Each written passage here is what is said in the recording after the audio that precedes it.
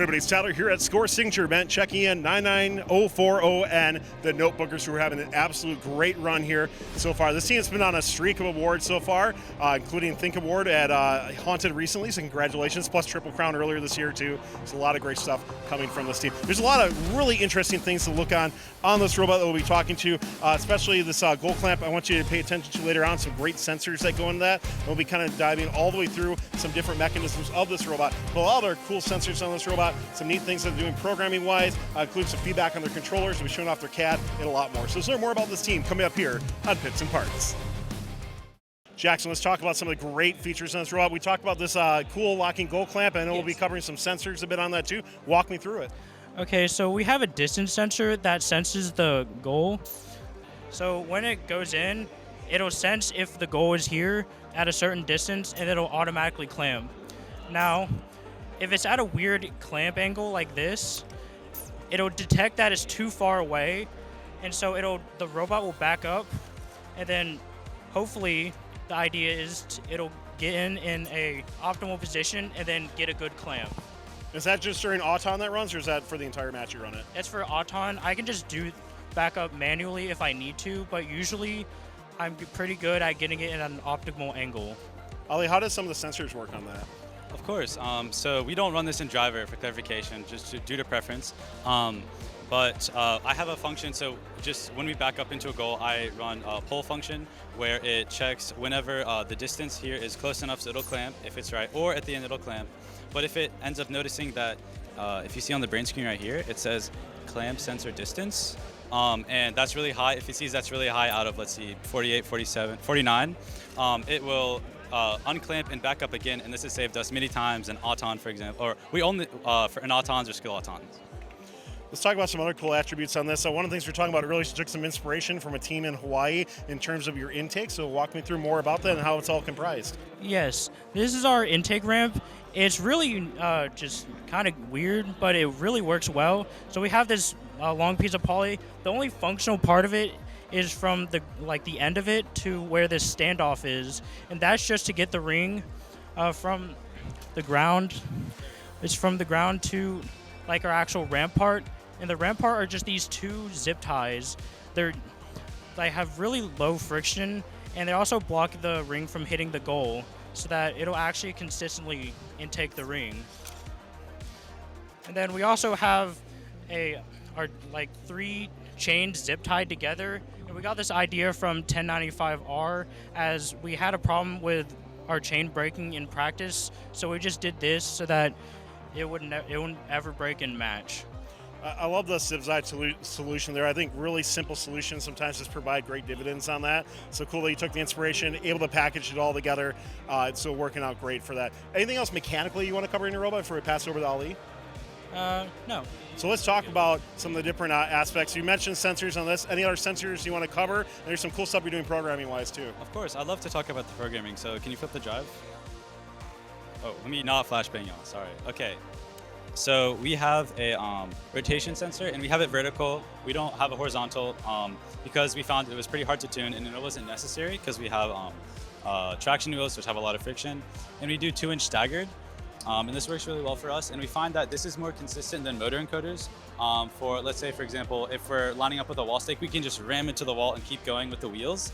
And if we use motor encoders, the bot would think it's outside of the field, but this tracks the actual position because it's free spinning. And that really helps us out. We also, of course, have the distance sensor on the gold clamp. We have a position reset. We use lemlib on pros, and we use points.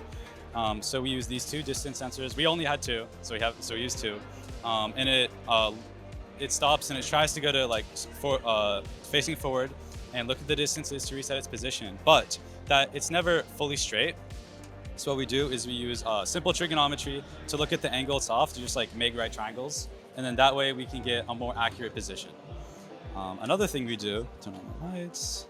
Our Auton selector, we really love this. So we use these 2 potentiometers. The old ones work as well. The new ones, it's just where they can spin all the way around. And this is red and blue, and we love the feedback on the drivetrain, and we have a button that can cycle through them. So if we're ever really in a dire situation, we can oh guys, look, we're red now, give us your goal please.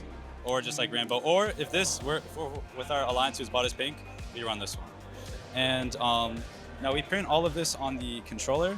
If you see A is autonomous, blue ring stack, we spin the other potentiometer, it changes that.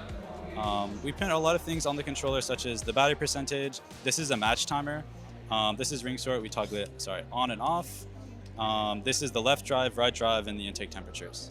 And on the brain, as you saw before, there's a bunch of things. The odometry is kind of off now, but this is the angle of the wall stake. This is really helpful if we ever need to retune it. If we take off the rotation sensor, we can just make it free spinning, put it where we want it. And we have a function with PID where we just say LB2 loading. And the loading is a variable that we change across all the code. And that makes just a push-based task where it just runs a thread in the background, and once it gets there, it terminates. And actually, we have so much that we print. We actually reuse lines. So if we turn on ring sort, let's see, it's gonna print. Sorry, this is kind of like the Snacky Cakes one, which I took inspiration from. This is our third implementation of ring sort. Before, we used to look at color and distance at the top, but we found that was inconsistent. So we take the advantage, just spin it, where there's an optical sensor here, and this tells the color of the ring so that we know, and then this is distance sensor, tells it when to throw it. But a problem that comes up here is that if we have a ring here, so don't throw it, sorry, it goes through here, but then we get ring number 2, let's say this is red, it would, and let's say that this is blue, we're gonna score this one because we're thinking it's red. So we have it multiple stages, and we just use simple true falses to keep track of that. Yeah. And I'd also love to talk about the CAD behind this robot. So we use Fusion 360. At the start of this year, I wasn't really sure what to use. I tried Onshape, but I found that if you can run it natively, Fusion, in my personal opinion, is a lot easier to navigate. Sure. Where if you scroll, it doesn't spin all over the place. But for middle schoolers, I recommend Fusion or Onshape, because Fusion, you need for the educational account, you need a high school license. You need to be in high school to get the educational license. And how we organize it is this bot, this was CADed before this ever existed. And we have it where we have the parts organized where we can make things disappear. And this is great for parts list. I'm doing the reverse order. Oh, that's a ladder. And this is great because we kind of break things into section. So this organization really helps our building steps in the notebook. And we use these building steps from the notebook to actually build the robot, and I organize them based on order. And this is also great for polycarbonate. And for 3D printing, cutting the polycarbonate, we use Lightburn, which we found is pretty good. Now it does have a 60, a free version that doesn't last for very long, but it's great to get as an introduction to try out. So you just have your own laser cutter at your shop or at home or whatever, and that's what you're using to cut all your polycarb? Actually, it's not. It's like a wood cutter. It's not strong enough to cut it, so it's traced out, and I give it to him, and then he makes it actual cut. Oh, all right, yeah, for sure. On there. When kind of was the last rebuild for this robot? We rebuilt to this exact bot, and I think it was November during Thanksgiving, but we've just continuously worked on it a little bit. We redid our gold clamp. Originally, it was not a locking gold clamp at first, but over the winter break that we had, we found that we kind of need it, so that our pistons it takes out less. It requires less PSI for us to do because it just directly pushes down. Instead, we had a horizontal and vertical component when our pistons were mounted sideways.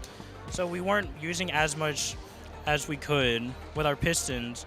So what I was going to lead into that is that I think it's really cool that you all are continuing to do your CAD updates essentially as you had the rebuild from November, but then as you continue these iterations, you're continually changing the CAD to it. Is that right? Yes. So I think that's something from an engineering process standpoint, something a lot of teams should really embrace a lot more, and I'm glad to see that your team has chosen to do that as well too. So overall, this is a fantastic machine.